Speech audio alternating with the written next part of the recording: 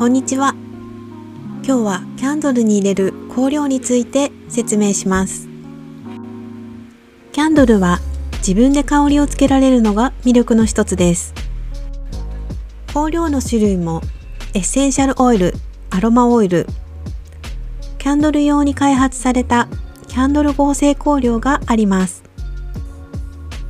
それぞれ成分が違うので香りの持続性などに違いがあります。キャンドル製作で香料を入れる場合は、ろうが熱で熱くなっているので入れるタイミングなど非常に重要です。香料は揮発性もあるので注意が必要です。その他にも注意点がいくつかあるので、一緒にここから説明していきたいと思います。キャンドルの基礎知識。香料について。キャンドルに使う香料には大きく分けて3つの種類があります。ここから種類について説明していきます。エッセンシャルオイルは植物に由来する天然の香料で揮発する成分からできています。原料や生産地によって香りの成分の割合や持続性などが大きく異なり、他の2つに比べると持続力が少ないのですが、ナチュラルで優しい香りです。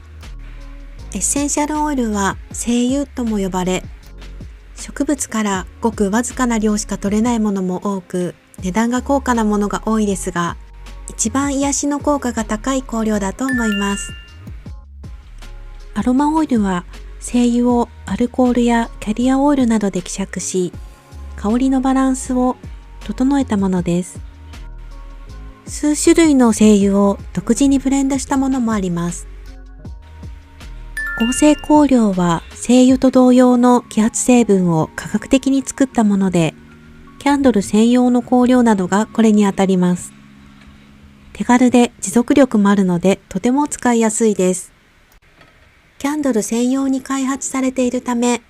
ワックスにきちんと溶けるのも使いやすいポイントです。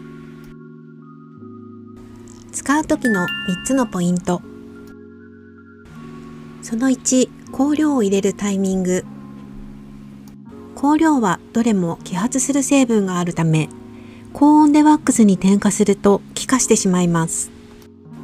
また、高温のワックスに直接入れると香料のほとんどが気化してしまい、香りが薄くなってしまいます。型やグラスなどに流し込む場合も、一度火を止め、鍋を IH から下ろしてから香料を入れましょう。スイーツキャンドルなどのホイップの場合、この場合も高温で入れると香料が揮発してしまうので、まず表面に膜が張ってホイッパーで混ぜている時に香料を入れるといいでしょう。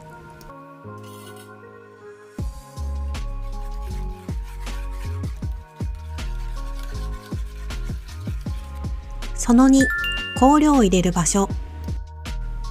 香料を入れるとき、効果的に香りを感じさせるために、香料を入れる場所にも工夫すると良いでしょう。グラスにワックスを注いですぐに、液体のうちに芯の周りに香料を垂らして香り付けをすると気化を防げます。また、灯したときに、プールになる芯の周りに集中的に香料を入れると、灯した時に炎の熱で温められて香りがより漂います。スイーツキャンドルの場合。スイーツキャンドルの場合はグラスの中ではなくて、グラスから出ている部分に香りを強くつけると、飾っている時に香りを強く感じられます。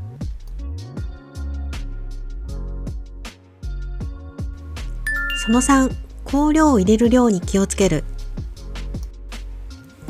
香料を入れる量には上限があります。ワックスの配合によって異なります。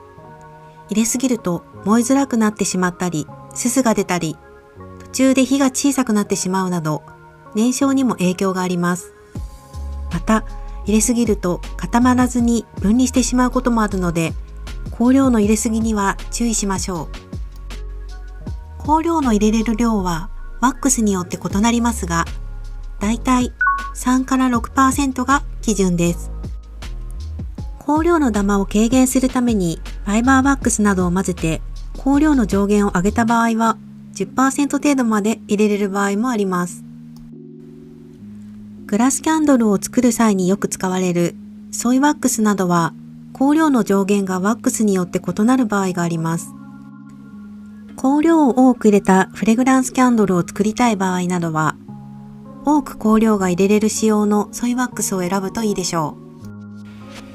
香料のブレンド。香料同士をブレンドすることもできます。自分で好みの匂いを作ることはとても楽しいと思います。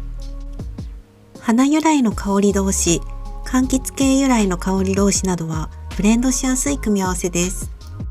また、お気に入りのアロマブランドなどのブレンドを参考にするのもいいと思います。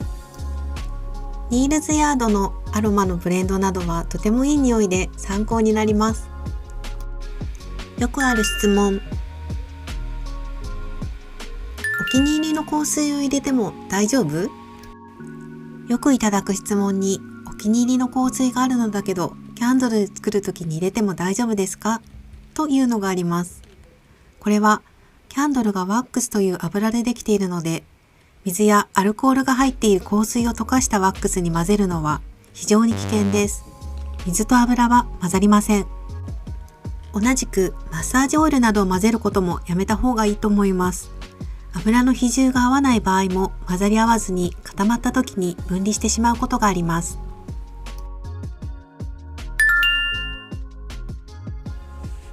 海外での香りの強いキャンドルを見ていると、香料は上限がないのかなと思ってしまいますが、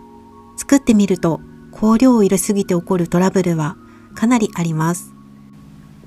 今日のポイントを参考にして、ぜひ自分だけのお気に入りの香りのキャンドルを作ってみてください。本日もありがとうございました。また次のレッスンでお待ちしています。